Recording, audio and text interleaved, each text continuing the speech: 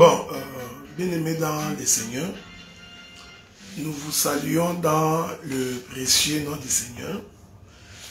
Que l'Éternel bénisse tout un chacun. Bon, je crois que ça fait une semaine depuis que j'ai fait la promesse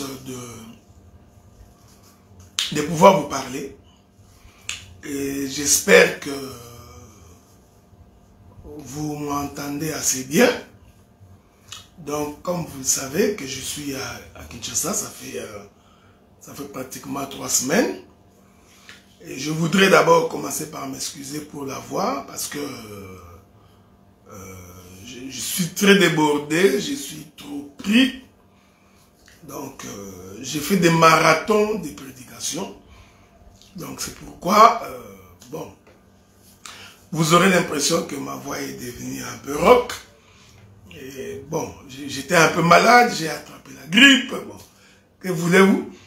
Mais le Seigneur nous a soutenus. Donc, voilà, nous sommes encore là devant vous. Et nous voulons partager, prendre un moment pour partager la parole. Ne vous en faites pas. Donc, moi, je suis un homme de paix. Je suis un homme converti. Je suis un saint. Ok, mon bien-aimé Lema J. Morgan. Je crois que nous ne prêchons pas pour faire de la polémique. Nous ne prêchons pas pour faire de la division. Nous ne prêchons pas pour faire la guerre. Vous savez, quand on a la promesse de Dieu, quand on a un avenir radieux avec le Seigneur, on fait un effort pour ne pas tomber dans les balivernes. On fait un effort pour ne pas se rabaisser. On fait également un effort pour vivre pieusement dans le Seigneur. Je voudrais donc rappeler aux uns comme aux autres que ces choses sont les choses de Dieu. Donc, on ne peut pas faire un combat sur des choses qui ne nous appartiennent pas. Hein? Donc, il y a une écriture qui dit que si Baal est Dieu, qu'il vienne défendre sa cause. Donc, nous croyons également que on ne combat pas pour Dieu. L'Éternel est vivant, il combattra pour sa cause. Mais je crois que en tant que serviteur du Seigneur, nous avons donc l'obligation à un certain moment de dire la vérité. Dire la vérité et d'être honnête et sincère dans ce que nous faisons et dans ce que nous réalisons. Et je voudrais vous dire, bien aimé dans le Seigneur, que celui qui sert Dieu dans la sincérité, celui qui sert Dieu dans l'honnêteté, celui qui a le sentiment qui était en Jésus pendant qu'il est en train de servir le Seigneur, celui-là ne sera jamais confondu. Celui-là ne perdra jamais parce que l'Éternel défendra toujours sa cause.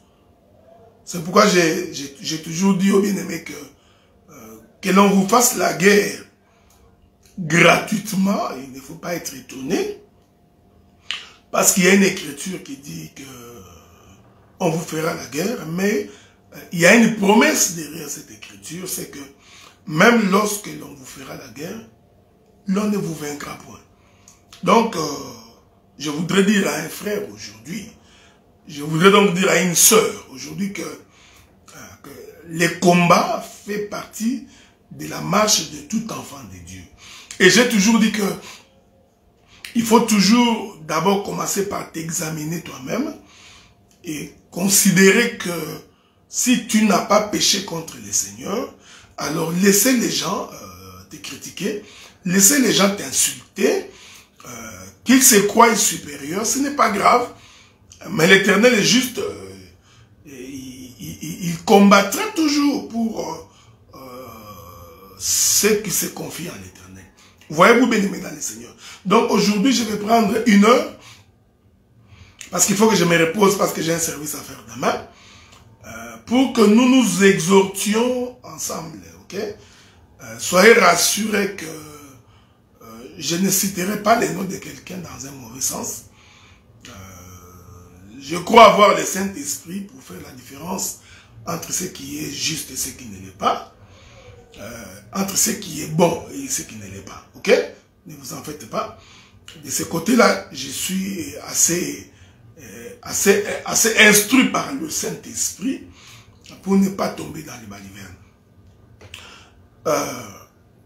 Lorsque nous prêchons, lorsque nous enseignons, c'est pour que le peuple ait la connaissance. Et une fois que le peuple a la connaissance, cela permet au peuple de marcher dans la clarté. Ok? Et je voudrais ici rappeler aux uns comme aux autres que la parole du Seigneur, elle ne s'impose pas.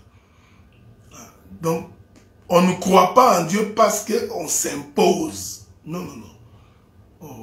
On ne croit pas en Dieu parce que on est poussé, parce que on voudrait à tout prix que les hommes croient. Non, non. Pour que les hommes croient, il faut qu'ils soient convaincus. Et pour convaincre, il faut enseigner. Donc, c'est l'enseignement qui apporte la conviction, et la conviction permet à l'homme d'adhérer à la chose. Donc, si dans une prédication, il n'y a pas d'enseignement, dans un message, il n'y a pas d'instruction, eh bien l'homme ne peut pas être convaincu. Je salue tous les saints, d'abord de l'église des saints de Gatineau, Ottawa, qui nous suivront en direct. Je salue les saints de l'Assemblée de Montréal. Je salue également tous les saints qui sont avec nous ici à Kinshasa.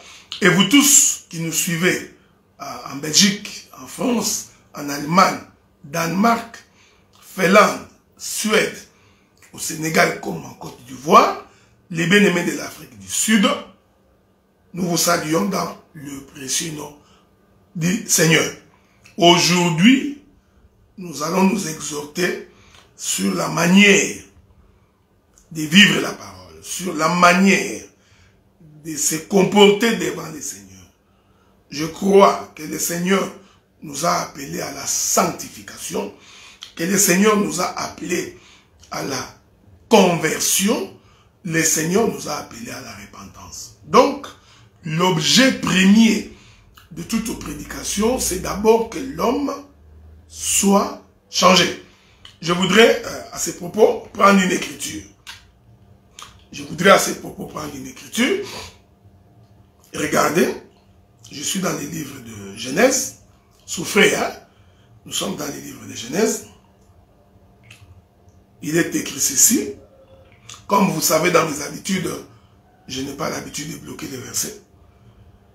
Et que je n'ai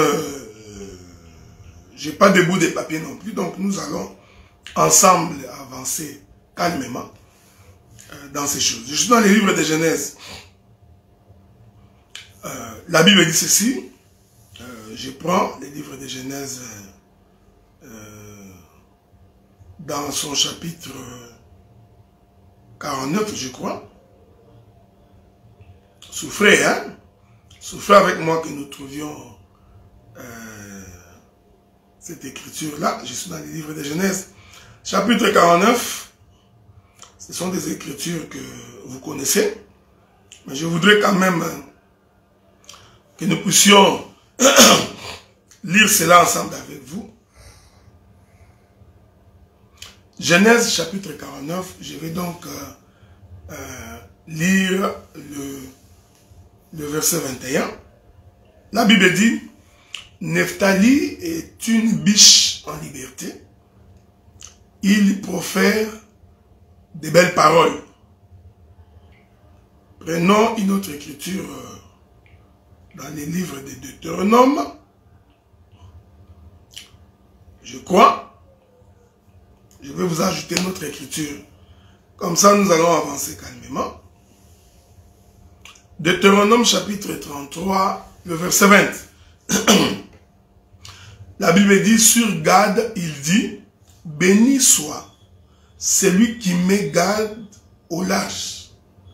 Gad repose comme un lion, il déchire les bras et la tête. L'écriture qui m'intéresse, c'est la première moitié de cette écriture, où il est attesté, sur Gad, il dit béni soit celui qui met Gad au large.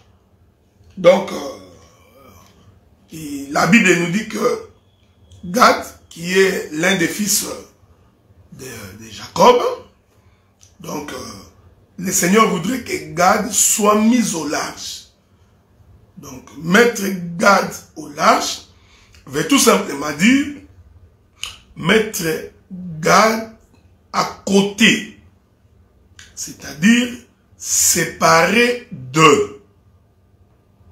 Vous comprenez ici que l'Écriture nous fait comprendre que Gad était au milieu de ses frères, Gad était avec tout le monde, mais qu'est-ce que le Seigneur fait?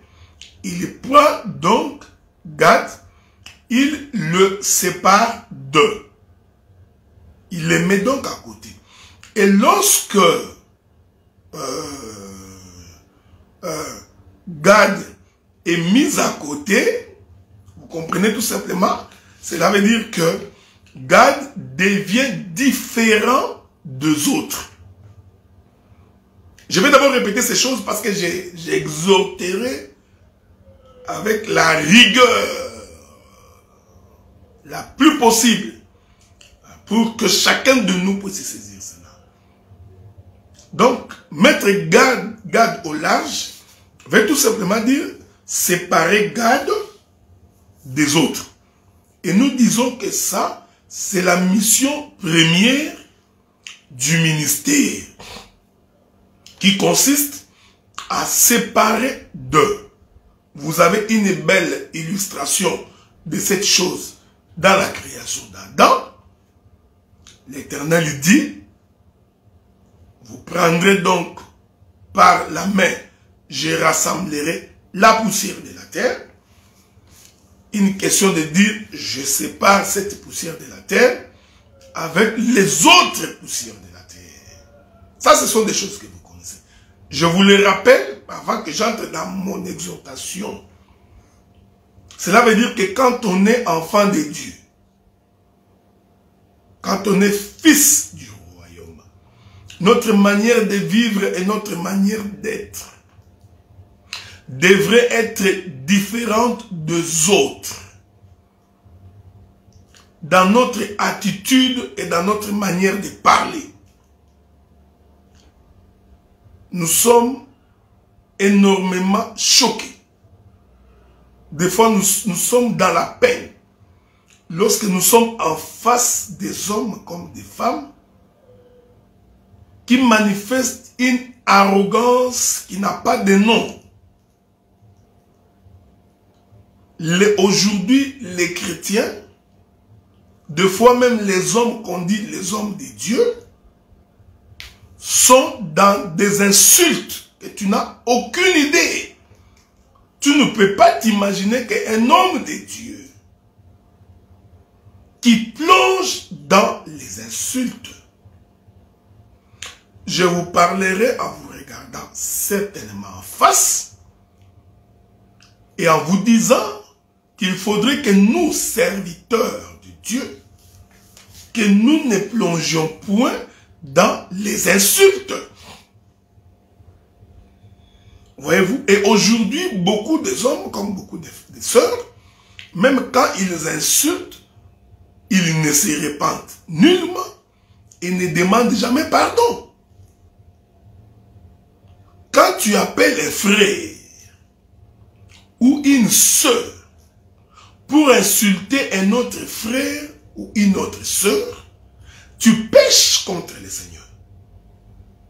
Et un homme de cette nature n'est pas fils de Dieu. Premier élément. Je vais prendre le livre de Philippiens chapitre 2. Philippiens chapitre 2. Écoutez ce que la Bible dit. Je prends le livre de Philippiens chapitre 2. Je vais commencer par le verset 2. Souffrez que je change ma paire de lunettes. Parce que les degrés... Voilà. La Bible dit... Philippiens chapitre 2, verset 2. L'Écriture dit, rendez ma joie parfaite. Ayez un même sentiment, un même amour, une même âme, une même pensée. Ne faites rien par esprit de parti. Donc tu ne peux pas agir parce que tu voudrais te positionner par rapport aux autres. Ce sentiment-là n'est pas un sentiment de Dieu. Je ne peux pas commettre un acte parce que je voudrais démontrer que moi, je suis supérieur à Guy Roger Bassafoula. Que moi, je suis extraordinaire que le docteur Roger Bouleli. Et que moi, je suis plus instruit que le docteur Ngongo. Ou que le pasteur Philippe. Donc, on ne fait rien par esprit de parti. Écoutez, bien-aimés dans le Seigneur, j'ai toujours dit et j'ai toujours répété, l'homme sur qui l'onction de Dieu est dessus, tu ne peux pas le combattre. Parce qu'on ne combat pas l'onction. Et considérer que dans l'œuvre ministérielle, les grâces diffèrent. Bien-aimés dans le Seigneur, nous ne parlerons pas tous de la même manière. Nous ne saisirons pas tous l'écriture de la même manière. Écoutez, ce que je vous dis est très important. Et la Bible est de continuer. Ne faites rien par esprit de parti ou par vaine gloire. Il faudrait que chacun de nous examine ses voies, examine ses rapports, examine la manière dont il se comporte devant le Seigneur. Et j'ai toujours dit, je crois l'avoir dit dans l'Assemblée des Saints de Bibois, ne devenez jamais fanatique d'un individu. Ne devenez jamais fanatique du docteur Adélard. Au point où même quand je vis dans les mal, vous continuez à me soutenir. Ça ne vient pas de Dieu. La Bible dit que vous n'aviez pas été affranchis pour devenir esclaves des hommes. Et dans l'œuvre de Dieu, on ne peut pas agir par association. Que nous sommes de l'union sacrée, nous sommes de l'ensemble, et certains sont du FCC. Quand un tel sentiment monte dans ton cœur, dis-toi en toi-même que tu viens de t'éloigner du royaume de Dieu. Dès que tu sens en toi le sentiment d'haïr ton frère, pour rien. Écoutez ce que le frère Jacques dit. Le frère Jacques dit ceci. Parce qu'il y a beaucoup de gens qui semblent ne pas comprendre les choses de Dieu. Nous le disons avec beaucoup d'amour et avec beaucoup de considération. Qu'est-ce que la Bible dit? Attendez. Qu'est-ce qui s'est passé dans les livres des Actes des Apôtres? Parce qu'il y a des gens qui pensent que ce qui arrive est une chose nouvelle. La Bible dit ceci.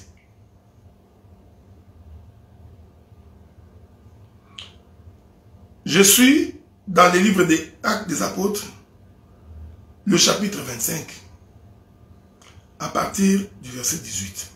Je vais lire pour vous. Même le verset 19. La Bible dit, ils avaient avec lui des discussions relatives à la religion particulière et à un certain Jésus qui est mort et que Paul affirmait être vivant. Je vais vous ajouter une autre écriture, toujours dans le livre des Actes des Apôtres.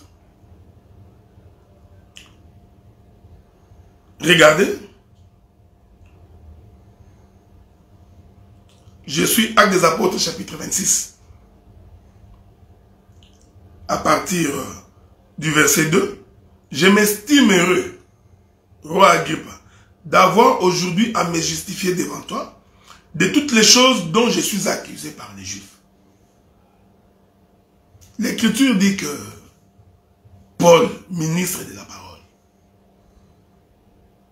choisi par Dieu. Mais cela n'a pas empêché que ses frères juifs ne l'accusent. Donc, bien aimé, que les gens nous accusent, il ne faut jamais être étonné. Mais la Bible dit que qu'on vous reproche de quelque chose, c'est pas grave. Mais qu'on ne vous trouve pas dedans. Et l'Écriture dit, car tu connais parfaitement les coutumes et les discussions. Car tu connais parfaitement leurs coutumes et leurs discussions. Je t'ai pris donc de m'écouter avec patience. Donc, chez les Juifs, la coutume de discuter était fréquente. Le Juif avait coutume de discuter. Il se parlait. Vous comprenez? Il y a même une écriture, je ne sais pas si j'ai trouvé cette écriture-là, où il est dit que entre les Juifs, il y a eu une vive discussion. Maintenant, lorsqu'il y a une vive discussion parmi les Juifs, ça ne peut pas créer des sectes, des divisions. Ça ne vient pas de Dieu. Je m'excuse beaucoup, mais ça ne vient pas de Dieu. Il n'est pas dit que je serai toujours d'accord avec tout le monde. Quand tu as cette conception de l'évangile, eh bien tu vas te faire des ennemis partout. Donc les Écritures attestent que tous les hommes de Dieu, les apôtres, n'ont pas tout le temps eu le même jugement, la même appréhension de ce qui se disait. Il y a même eu des moments où Paul a résisté à Pierre. Frère. Quand Paul résiste à Pierre, ils ne deviennent pas des ennemis. Regardez. Donc c'est pour dire que nous pouvons nous résister. Nous pouvons, frère, tu es notre frère, nous avons le droit de te résister. Je suis votre frère, vous avez le droit de me résister lorsque vous vous rendez compte que ce que j'ai fait n'est pas correct. J'ai fait une publication que j'allais citer les noms des gens. Mais il y en a beaucoup de frères qui m'ont appelé pour me résister. Pour me dire que tu n'as pas le droit de le faire. Je vous ai écouté. C'est ça l'amour fraternel. Mais quand on est en face des gens qui refusent d'écouter, mais ça devient dangereux. Est-ce que vous comprenez ce que nous disons? Donc, que les frères aient des avis différents sur une question, cela ne peut pas donner lieu à une diabolisation. C'est cette manière-là que je suis en train de regretter. Je vous ai toujours dit et je vous ai toujours répété, je ne suis pas tout le temps le même avis que le docteur Jao Ngongo. Mais ce n'est pas pour autant que nous sommes des ennemis. Même le pasteur Philippe, il y a des moments où on n'est pas d'accord. Nous sommes dans un groupe où nous partageons sur les concerts payants ou si on doit payer les concerts ou pas. Dans cette discussion interne. Mais si vous assistez à cette discussion-là, vous aurez l'impression que ces gens ne se parleront plus. Mais pourtant, nous discutons et nous discutons vivement. Mais nous restons frères, bien-aimés dans le Seigneur. Ayez donc les sentiments qui étaient en Jésus. Pourquoi votre sentiment est aussi mauvais? Pourquoi vous avez la difficulté de supporter les autres? Pourquoi vous ne supportez pas les autres? Quand vous ne supportez pas les autres, ça devient dangereux pour l'œuvre de Dieu. Ça, c'est un conseil que je donne à tous les ministres. Que nous donnons nous-mêmes, frère. Est-ce que vous comprenez ce que nous disons? Donc, il faudrait vraiment que le frère, surtout vous les frères qui nous suivez dans les réseaux sociaux, de ne pas devenir des fanatiques de quelqu'un. Moi, je ne peux pas vous appeler pour vous dire, tu vois ces frères-là, ils ne m'aiment pas, tu vois, ils me combattent, tu vois quand il dit ça parce qu'il est contre moi, mais je suis en train de s'aimer en toi une mauvaise sémence. Il n'est pas dit que parce qu'un frère n'est pas d'accord avec moi, que cela veut dire forcément qu'il me haït.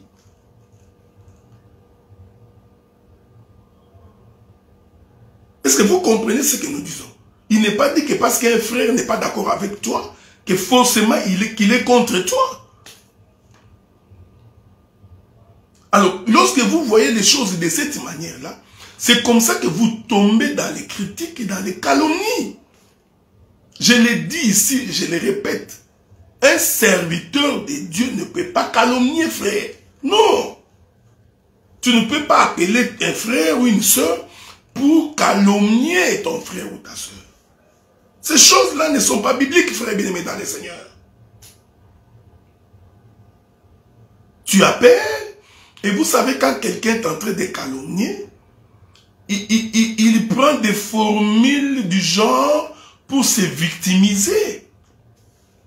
Je vous dis, frère bien-aimé dans le Seigneur, celui qui a tendance à se victimiser, c'est toujours quelqu'un qui généralement est celui qui est fautif.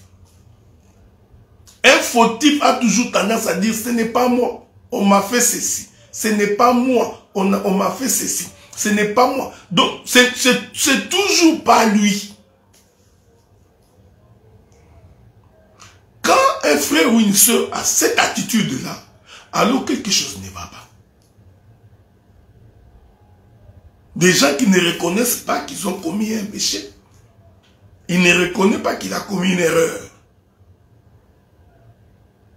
Et il a toujours tendance, quand on voudrait lui faire des remarques, lui faire des reproches, de se victimiser pour dire qu'on est contre lui. Qu'on se le dise honnêtement et ouvertement. Pourquoi un frère serait contre un autre frère? Chacun dans sa maison. Chacun probablement est marié ou fiancé. Chacun a son travail. Probablement aussi que chacun a son église locale. Pourquoi devons-nous combattre un frère? Ou pourquoi un frère me combattre? Qu'est-ce que vous gagnez? J'ai toujours dit et j'ai toujours répété. Je vais vous le dire. C'est très dangereux de combattre quelqu'un qui a la promesse de Dieu. Ou de combattre quelqu'un qui sert Dieu dans la vérité. Vous savez, qu'est-ce qui est arrivé à Caïn? On va dire ça. Qu'est-ce qui est arrivé à Caïn? C'est ça le problème de Caïn. Voyez-vous, frère? C'est ça le problème de Caïn. Je vais vous dire ça. Le problème de Caïn, regardez. Prenons le livre de Genèse. La Bible dit ceci. Genèse chapitre 4. Je vais commencer par le verset 3. Écoutez. Au bout de quelques temps, Caïn fit à l'Éternel une offrande des fruits de la terre. Et Abel de son côté en fit une des premiers-nés de son troupeau et de leur graisse. L'Éternel porta un regard favorable sur Abel et sur son offrande. Mais il ne porta pas un regard favorable sur Caïn et sur son offrande. Caïn fut irrité et son visage abattu. C'est ce qui vous tue. C'est ce qui vous tue. C'est l'Éternel qui fait grâce, frère. C'est l'Éternel qui porte un regard favorable en agréant l'offrande des uns comme des autres. Si ton frère a la grâce de Dieu, si ton frère prospère, si ton frère avance dans l'œuvre de Dieu, mais ça ne devrait pas te rendre jaloux.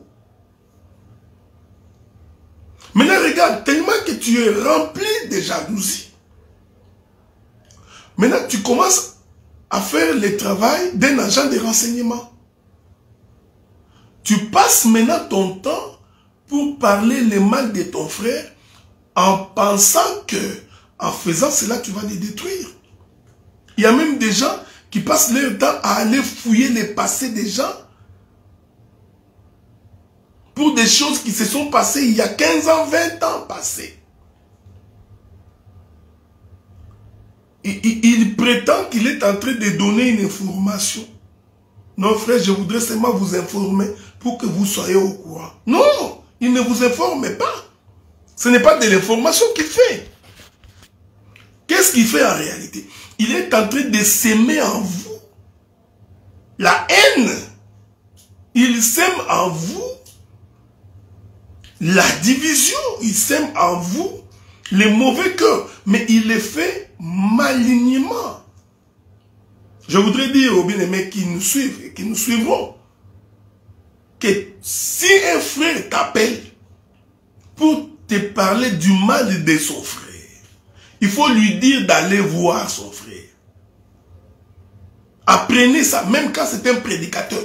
Il vient, il t'appelle, tu vois mon bien-aimé, tu sais pas ce que l'apôtre Franck Omambi m'a fait. Il faut lui dire immédiatement, allez voir Omambi Franck. Parce qu'en réalité, il est en train de t'empoisonner. C'est comme ça que nous avons beaucoup de frères et de sœurs. Ils ont haï certains de leurs frères sans les avoir côtoyés. L'homme ne nous a jamais côtoyés, il n'a jamais côtoyé quelqu'un, mais tellement qu'on l'a embobiné, on lui a fait entrer des choses dans les oreilles pendant des mois. Qu'est-ce que ça fait? Ça développait en lui la haine de façon inconsciente. Et je t'informe, mes frères, quand tu as la haine de ton frère, ta prière est une abomination. En réalité, tu t'attires toi-même la malédiction. C'est pourquoi tu n'avances pas. C'est pourquoi tes affaires ne marchent pas. C'est pourquoi ton église ne prospère pas. C'est pourquoi tu es en conflit avec tout le monde, parce que ton cœur est rempli de haine. Et la haine détruit l'homme intérieur. Bien aimé dans le Seigneur, ce que je vous dis là est vrai. C'est pourquoi l'Écriture nous recommande d'être tout le temps joyeux. Réjouissez-vous dans le Seigneur. Parce qu'un homme joyeux, c'est un homme qui vit. Je n'entre pas dans la révélation, je vais vous exhorter. Parce qu'à un moment donné, quand nous entendons des choses, on se dit, mais est-ce que c'est possible vraiment que tu mangeais, tu buvais avec un frère? Mais regarde ce qu'il dit de toi. Nous avons des prédicateurs spécialistes dans les critiques des prédications. Dès qu'on lui dit que non, tu vois, le bien-aimé, tel a bien prêché, ok, c'était beau. Lui va aller chercher un élément pour démontrer qu'ici, il a mal parlé. Non! Bon, tu vois ici, avec vos langages là que vous avez, non, abêté à côté. Non, frère, non. Maintenant, quand on lui pose la question, est-ce que c'est ce que tu as dit? Non, tu vois, je voulais dire. Non, tu ne voulais pas dire. Tu as dit. Tu as toujours tendance à vouloir dire non, ils m'ont mal compris, ils m'ont mal saisi. Non, est-ce que tu parles en parabole? Est-ce que tu es devenu Jésus pour qu'en parlant en parabole, que les gens ne te comprennent pas?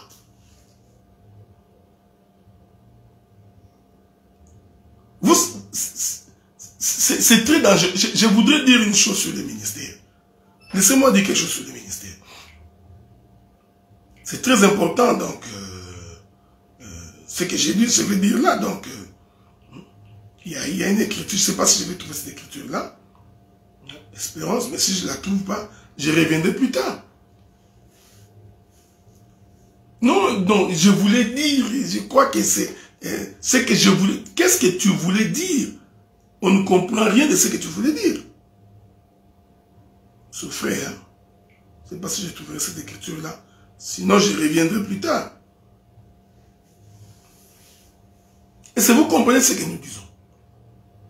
Donc il y a des frères, ils pensent que s'il dit aux autres que, tu vois ici, Betty Libanda, il n'a pas bien parlé. Donc, vous avez l'impression que c'est beau à écouter. Non, en réalité, il est en train de vous introduire un venin en minimisant son frère pour donner l'impression que lui connaît. Pour donner l'impression que lui maîtrise. Mais quand tu vas l'appeler, viens t'asseoir ici dans un partage, dans un débat, vous allez très vite vous rendre compte que l'homme accuse des insuffisances dans la maîtrise des Écritures. Mais pourquoi combattre son frère, bien-aimé dans le Seigneur? Les enfants d'Israël, à un moment donné, je crois, 10 tribus ont voulu combattre 12 tribus. Mais l'Éternel, le prophète est venu, le prophète est sorti et leur a dit, vous ne pouvez pas combattre vos frères. Frère, j'ai toujours dit, on ne combat pas son frère. À moins que tu ne sois pas notre frère, à ce moment-là, eh bien nous allons livrer bataille. Et quand tu n'es pas notre frère, quand je ne suis pas votre frère, je vous dirai que je ne suis pas votre frère. Je ne ferai pas de l'hypocrisie.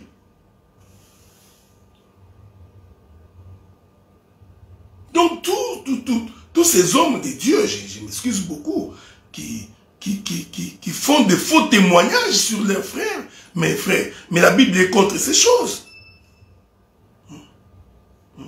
Attendez. Hein? La Bible est contre ces choses. Je crois que les livres des Proverbes nous renseignent là-dessus. Que celui qui vient en premier pour défendre sa cause paraît juste, jusqu'à ce qu'il vienne la partie adverse. Le premier qui vient toujours raconter une histoire, il faut faire attention avec lui. C'est ce que je vous dis parce que moi je ne vous appelle jamais pour vous parler des autres frères. Je ne vous appelle jamais pour vous... Si j'ai des remarques à faire aux frères, je les fais. Je ne passe pas par 4 chemins. Mais je ne peux pas appeler une soeur à côté pour dire, tu vois, tel a dit, il faut faire attention avec lui. Et puis, par la suite, quand on vient vérifier, ce sont des faussetés. C'est parce que j'ai trouvé cette écriture-là, pour que je puisse vous la lire.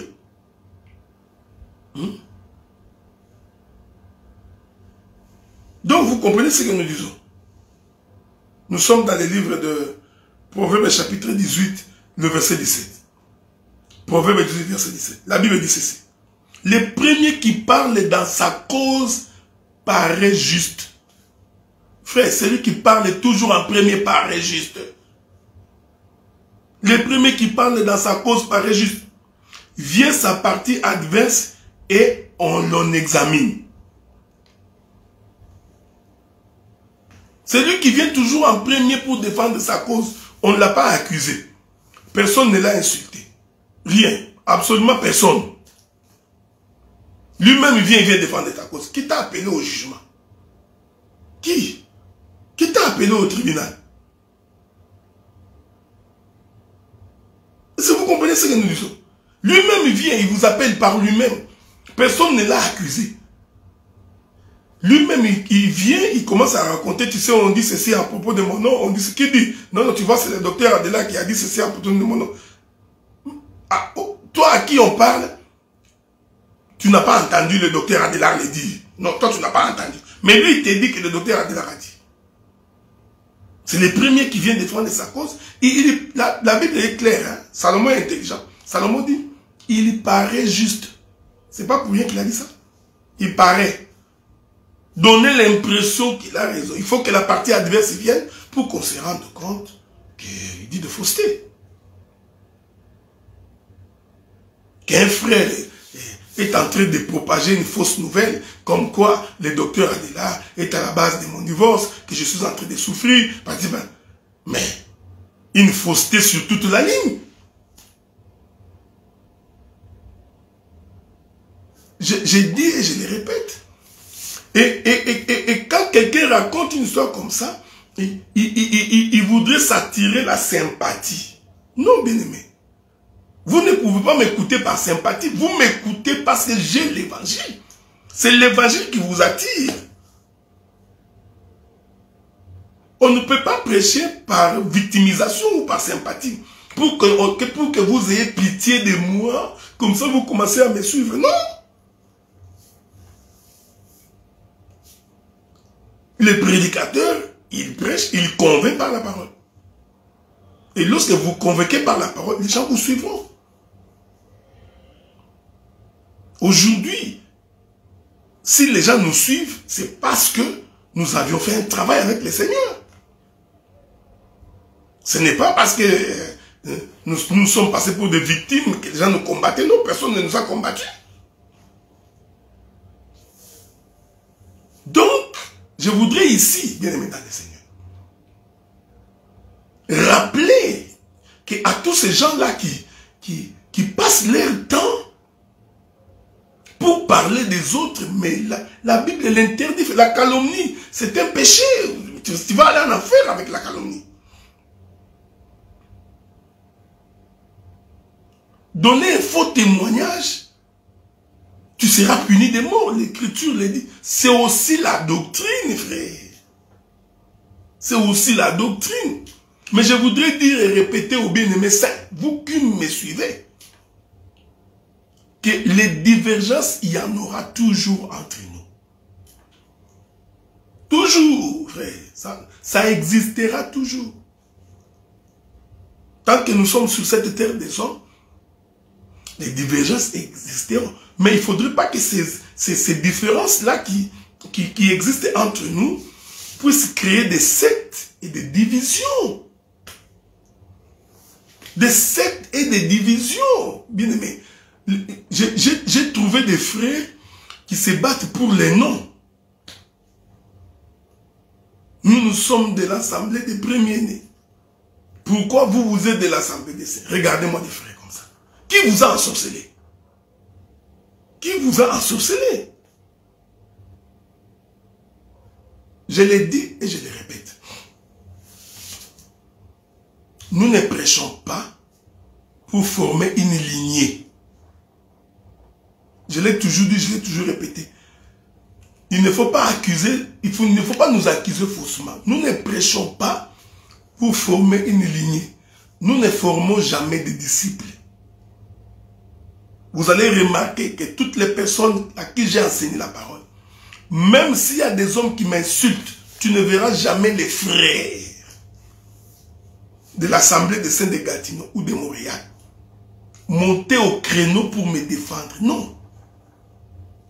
Parce qu'on leur a appris comment se tenir dans la maison du Seigneur. Ils ne sont pas mes fanatiques. Ils ne sont pas mes disciples, les frères. Mais aujourd'hui, on fait la remarque à un prédicateur, tu verras toute une liste de gens qui sortent comme si c'était des militaires qui sortaient du camp et qui s'alignaient pour les combats. Non, frère, ne le faites pas. Vous savez, un jour, Jésus a guéri un homme qui est dit, je crois l'homme était aveugle. L'homme était aveugle, Jésus l'a guéri et il y a eu beaucoup de questions. Les Juifs commençaient à poser la question à ses parents, mais comment cet homme, est-ce que c'est vrai, vraiment c'est votre fils? Est-ce que c'est vraiment vrai qu'il était aveugle? Mais les parents ont répondu, il a de l'âge. Allez lui poser la question. Quand le Seigneur m'a établi ministre, il ne m'a pas établi ministre pour que les gens viennent me soutenir. Dieu m'a donné la capacité de me défendre. Quand je suis en difficulté, je me défendrai. Mais que les autres ne viennent pas me défendre, faux. Frère, il ne faut jamais faire ça. De peur que vous deveniez des fanatiques des gens. Et sachez que lorsque vous devenez fanatique des gens, eh bien vous nous rencontrez sur votre chemin pour vous dire et vous répétez que vous êtes dans les faux. Je l'ai dit et je le répète. Nous ne prêchons pas pour faire des lignées. Pour que vous deveniez mes disciples. Le Seigneur a dit, faites de toutes les nations mes disciples. Les disciples de Jésus. Nous ne prêchons pas pour que vous deveniez nos disciples. Non. Dès que tu entends que tel frère cause avec toi, les frères commencent à causer avec les docteurs, de là où ils commencent à causer avec tel autre ministre, tu t'arranges pour convaincre les frères que non, il ne faut pas les suivre, ils restaient toujours avec moi, moi je suis bien, lui il est mauvais. Non! Ça c'est quel sentiment? C'est quel sentiment qui vous anime comme ça, frère? Ça c'est quel sentiment qui vous anime comme ça? Nous le disons et nous le répétons. Ces choses de lignée là, frère, quand tu es frère dans l'évangile, dans cet évangile, quand tu es de l'assemblée de Paul, de Pierre, tu n'as pas de frontières. Que tu es en Europe, tu visiteras tes frères, tu prêcheras. Que tu viennes au Canada, tu visiteras tes frères, tu prêcheras. Que tu viennes au Congo, là où je suis, tu visiteras tes frères, tu prêcheras. Parce que tu n'as pas de lignée. Tu n'as pas créé des petits groupuscules de gens, hein, donc qui sont derrière toi pour te défendre, non. C'est comme ça que j'ai interpellé plusieurs frères, je leur ai dit. Il ne faut pas avoir la mémoire courte. Ne regarde pas au bout de ton nez, il faut voir l'avenir. Qu'est-ce qui arrivera dans 15 ans, dans 20 ans? Je l'ai dit et je le répète, vous voyez, je me suis abstenu de citer les noms de certaines personnes parce que j'ai entendu le conseil de beaucoup. Mais si vous m'écoutez me changer de vie, frère, ce n'est pas digne. Tu ne peux pas calomnier ton frère. Tu vas dans une église, on te donne la chair, tu prêches, tu finis, les gens de l'église te disent que non, tu vois, nous comptons également recevoir un tel autre ministre, un tel... Toi, tu commences à combattre ton frère. Parce que tu veux que tu sois le seul qui prêche là-bas pour qu'on te donne l'argent. Et vous savez ce qui est malheureux, c'est que tout se sait.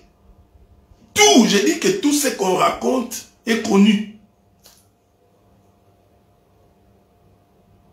Quand tu tournes le dos, les mêmes personnes auprès de qui tu as critiqué ton frère vont appeler les frères pour lui dire tel était passé ici, voici ce qu'il a dit de toi.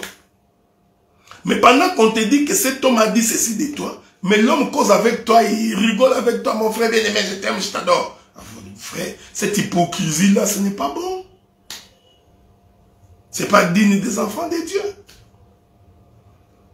J'ai compris maintenant qu'il y a vraiment, comme la Bible dit que le chemin qui mène à la vie est étroit et rétréci, peu trouvent ce chemin.